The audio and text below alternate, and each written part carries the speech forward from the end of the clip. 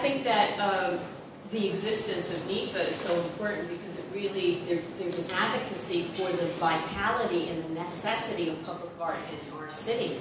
Boston is an interesting place. It's got a lot of history, and the history, it can kind of buoy us up, and it can also be a noose around our necks. Because sometimes there's such a kind of conservatism built into it in terms of this is how we've done things, this is how we've always done things. And I've heard multiple times, not always because sometimes it works well, but some artists feeling kind of frustrated in figuring out even how to find the resources, to financial and otherwise, to make the work happen. Andrew? I'd just add that as Liz and I have made a lot of projects out there in the public realm, one of the places that we get very decisive now also about trying to offer art in an intersection in life where you least kind of expect it, like where you're caught and not knowing. And one of the venues that we really feel is a valuable place for art is in hospitals. And we've made work for all different kinds of hospitals and healing places. And I don't think we think as artists, oh, well, this will be a healing aspect to the work that's going on there. We've also done work in airports where people are then, held there captive for whatever reason. Right. And then at least having interface there with something that we feel is meaningful, is going to enrich their lives, people departing. So actually the interface, and certainly interactive art does that too. The purely interactive pieces do that too, and I just feel a huge advocacy for how art is not just something that you have to go to a gallery to see or a particular presentation, but that it's there as you are interacting in your life. When you were talking, I was just thinking that there is potentially an element of surprise that you can use to your advantage. Nobody goes to the museum and is shocked to find art there. You're searching it out, and that was the intention of that kind of visit. When you're at the hospital or you're in a T station or wherever else you are. But certainly there are public art circumstances that we search out. They're also the ones that kind of happen to us. And I want to be very careful about saying happen to us because that makes it sound like it's passive. And I don't think it's passive at all. It can be very active. But the opportunities have to be kind of presented by the artist. And I feel like where you pick and choose your moments to present the works can be very relevant. Again. So in our group, we're sort of struggling with the stipulating terms and things like that. And so I'd like to maybe posit some of these things that we're thinking about so people can disagree with us. So public art for us is something that is free to experience, has to be free to experience, and the majority is able to access it.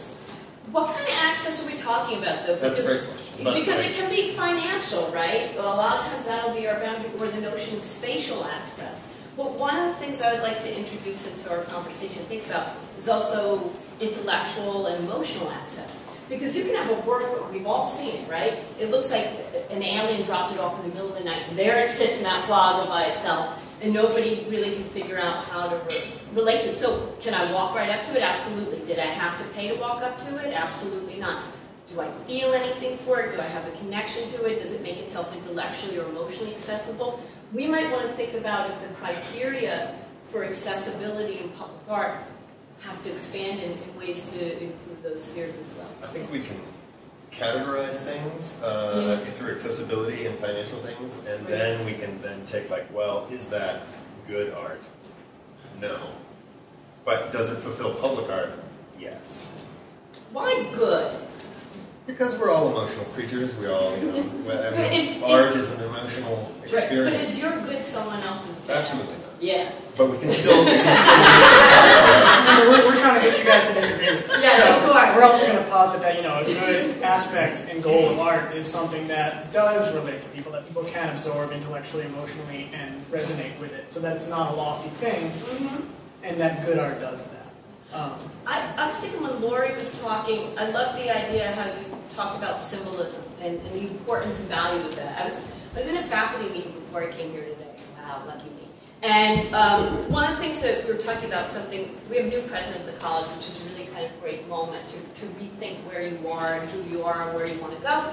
And there was a gesture that was going to happen, and someone said, well, maybe that's just symbolic. And then kind of step back from us, well, symbolic gestures matter greatly. They help us define who we are and identify who we are.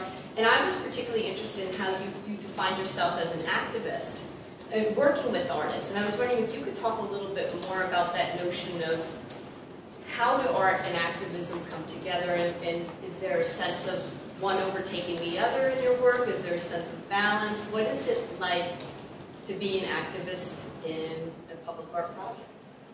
It's really fun, and it's confusing and perplexing and exciting.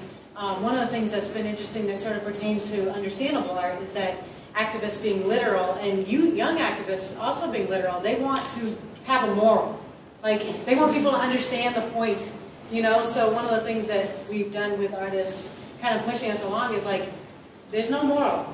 Like, we don't tell people that we did this activity because, you know, we don't have the happy ending, we don't have the, like, if you wear this hat, this will happen. And we've had youth workers ask us that, like, are you going to guarantee young people jobs? Are you going to guarantee that they're safe? And we're like, no, we're not. We're, you know, a group of young people who are saying, we want to try this. So I think that there's tensions, but there's also just a lot of growing. And then some of the tensions are, well, how do we understand artists? You know, because a lot of times activists are like, will you be an artist to make the flyer for my thing? You know what I mean? Like somehow, like, can you make a pretty poster? You know, not can you help me understand the complex social problem? So I think we try and exist within those tensions and try and bring people together. There's not a ton of activists who I know that are in this room right now. And there's not a lot of you when we get to rooms that are full of activists. So how do we help bring people together to complicate that conversation? Yeah, Ben. Well, I have kind of two kind of related observations. One is, I mean, coming from a background in music, maybe to tweak the question a little bit about what's public. People, one of the big considerations in big conversations in new music composition is the question of audience and who are you writing something for. And it's, I feel like increasingly people talk about, well, I guess, and the complementary perspective would be from video game development. A lot of the video game stuff that I've done has been really mass market stuff that is designed for like AAA blockbuster, at least aspiring to that. Right. And so I've talked to a lot of marketing people about that. And I get a lot of feedback when I want to do something a little bit quirky in a game soundtrack, for example, and marketing people say people won't like that. That's too out there.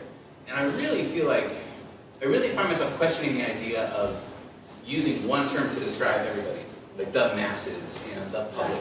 And I feel like there's so many masses and so many publics happening right now that it's really hard to make those kinds of generalizations.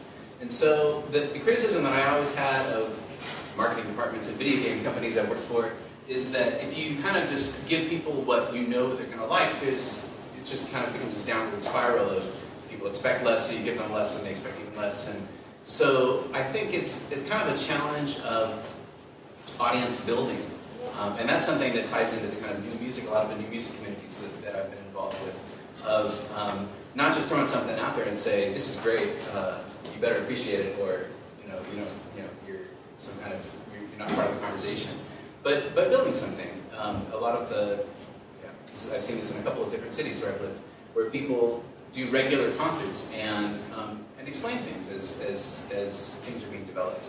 And it's a way of kind of raising awareness for the things that are going on. And so it's not a question of like, quick, is this good or bad? You know, what do you think? Are you in or are you out? But it's more of a development, a long-term development. When you were talking, I was thinking about, and I will get you next, this notion. I've been talking to my own students about this, that term popular culture sometimes holds things at a distance. And people who often write about, or critics, as they say, of popular culture, it's almost like it's like an anthropological study. Look at those people over there having their culture, and they disengage from it. And so one of the things, we've been talking about it in classes, using this term shared culture, this notion that you're not just observing the culture, you're participating in it, and that we all make it together. So in your role as artist, in my role as viewer, or anyone else's role as viewer in the audience, or as a historian or whatever, it's something that, it's kind of a collaborative, process together in making, right, whatever public art is going